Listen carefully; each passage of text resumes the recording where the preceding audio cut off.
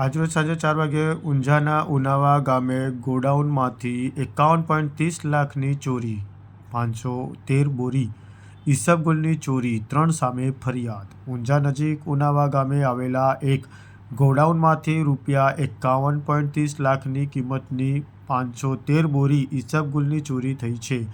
આ મામલે ઉનાવા પોલીસ સ્ટેશનમાં 3 વ્યક્તિઓ વિરુદ્ધ ફરિયાદ નોંધાવવામાં આવી છે.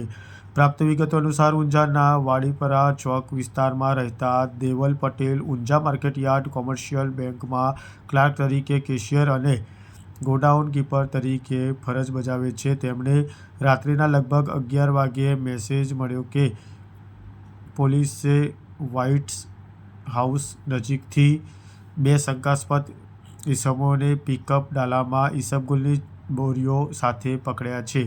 આ માહિતી મળતા દેવલ પટેલે લોન ઓફિસર સુમિત સાથે વ્હાઇટ હાઉસ ખાતે ગોડાઉન પહોંચ્યા હતા. ત્યાં તપાસ કરતા જાણવા મળ્યું હતું કે ગોડાઉનમાં રાખેલ કુલ 938 બોરીઓમાંથી 513 બોરી ચોરી થઈ હોય તેવું જાણવા મળ્યું હતું, જેની કિંમત ₹51.30 લાખ આંકવામાં આવી છે. ચોરો ગોડાઉનના દરવાજાનો નકુચો તોડી અંદર પ્રવેશ્યા હતા.